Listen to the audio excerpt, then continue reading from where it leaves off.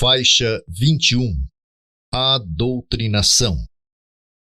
A doutrinação é a moderna técnica espírita de afastar os espíritos obsessores por meio do esclarecimento doutrinário.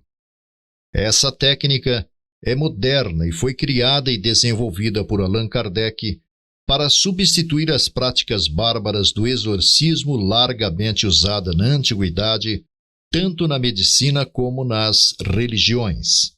O conceito de doente mental como possessão demoníaca gerou a ideia de espancar o doente para retirar o demônio do seu corpo.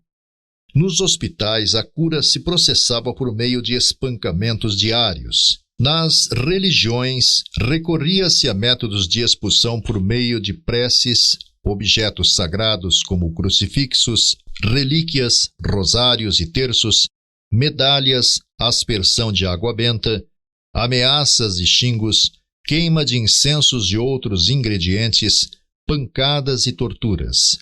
As formas de exorcismo mais conhecidas entre nós são a judaica e a católica, sendo a judaica mais racional, pois nela se empregavam também o apelo à razão de Dybbuk, considerado como espírito demoníaco ou alma penada. A tradução da palavra hebraica Dybbuk, que nos parece mais acertada, é a de alma penada, pois os judeus reconheciam e identificavam o espírito obsessor como espírito humano, de pessoa morta, que se vingava do obsedado ou cobrava débitos dele e da família. No exorcismo católico prevaleceu até hoje a ideia de possessão demoníaca. As pesquisas espíritas do século XIX levaram Kardec a instituir e praticar intensivamente a doutrinação como forma persuasiva de esclarecimento do obsessor e do obsedado, em sessões de desobsessão. Ambos necessitam de esclarecimento evangélico para superarem os conflitos do passado. Afastada a ideia terrorista do diabo, obsessor e obsedado são tratados com amor e compreensão como criaturas humanas e não como algoz satânico e vítima inocente. A doutrinação espírita humanizou e cristianizou o tratamento das doenças mentais e psíquicas, influindo nos novos rumos que a medicina tomava nesse sentido. Alguns espíritas atuais pretendem suprimir a doutrinação, alegando que esta é realizada com mais eficiência pelos espíritos bons no plano espiritual. Essa é uma prova de ignorância generalizada da doutrina no próprio meio espírita, pois nela tudo se define em termos de relação e evolução. Os espíritos sofredores, que são os obsessores, permanecem mais ligados à terra e, portanto, à matéria. Dessa maneira, os espíritos benevolentes muitas vezes se manifestam nas sessões de desobsessão e servem-se dos médiuns para poderem comunicar-se com os obsessores. Apegados à matéria e à vida terrena, os obsessores necessitam de sentir-se seguros no meio mediúnico, envolvidos nos fluidos e emanações ectoplásmicas da sessão, para poderem conversar de maneira proveitosa com os espíritos esclarecedores. Basta esse fato comum nas sessões bem orientadas para mostrar que a doutrinação humana dos espíritos desencarnados é uma necessidade. Pensemos um pouco no que ficou dito sobre relação e evolução. Os planos espirituais são superpostos. A partir da Terra, constituem as chamadas esferas da tradição espiritualista europeia, segundo o esquema da escala espírita, o Livro dos Espíritos, como regiões destinadas aos vários graus ou ordens dos espíritos. Essas esferas ou planos espirituais são mundos que se elevam ao infinito. Quanto mais elevado o mundo, mais distanciado está do nosso mundo carnal. A doutrinação existe em todos os planos, mas o trabalho mais rude e pesado é o que se processa em nosso mundo, onde os espíritos dos mundos imediatamente superiores vêm colaborar conosco, ajudar-nos e orientar-nos no trabalho doutrinário.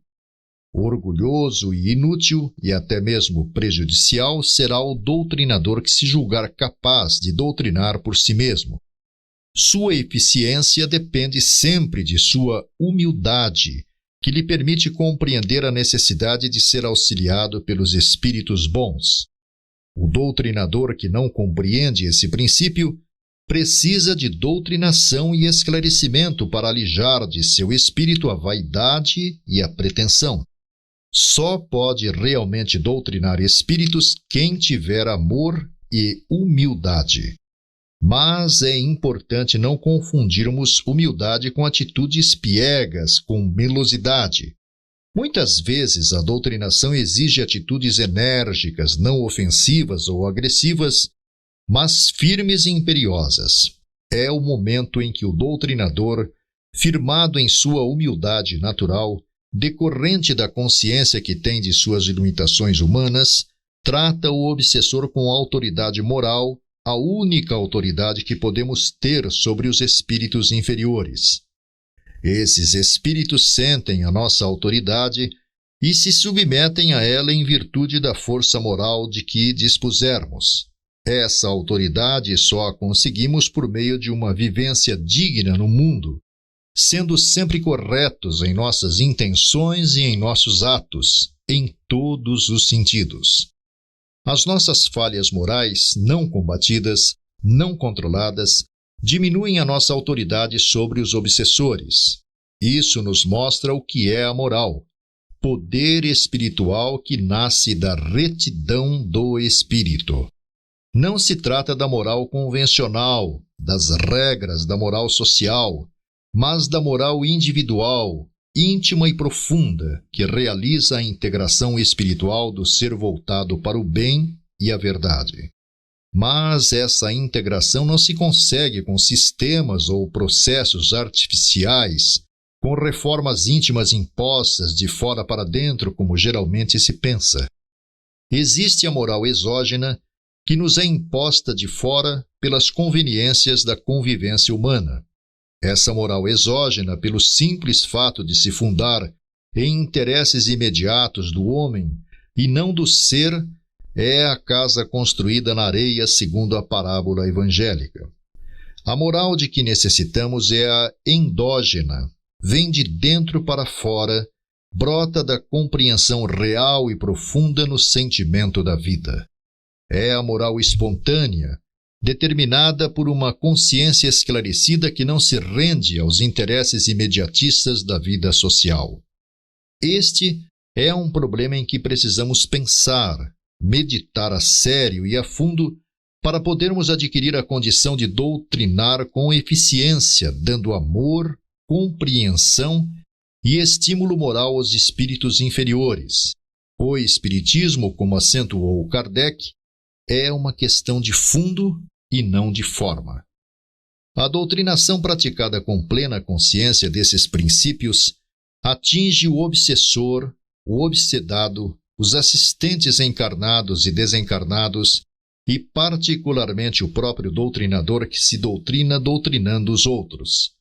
Note-se a importância e o alcance de uma doutrinação assim praticada. É ela a alavanca com que podemos deslocar a mente do charco de pensamentos e sentimentos inferiores, egoístas e maldosos em que se afundou. É por isso mesmo a alavanca com a qual podemos mover o mundo, como queria Arquimedes para colocá-lo na órbita do espírito.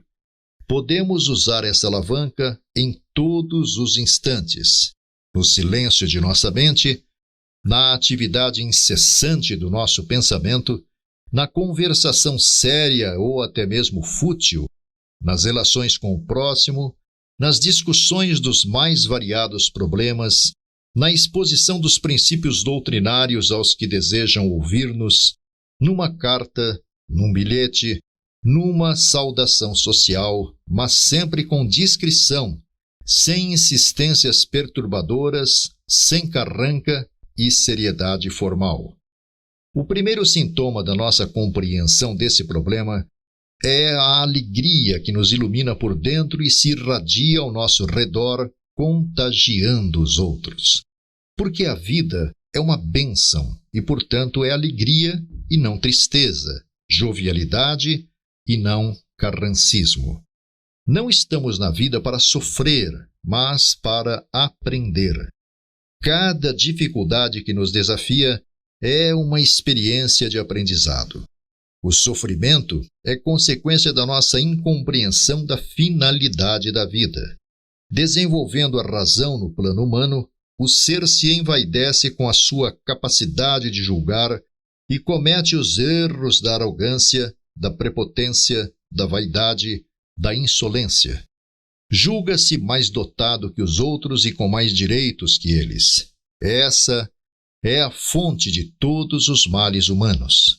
A doutrinação espírita, equilibrada, amorosa, modifica a nós mesmos e aos outros, abre as mentes para a percepção da realidade real que nos escapa quando nos apegamos à ilusão das nossas pretensões individuais, geralmente mesquinhas.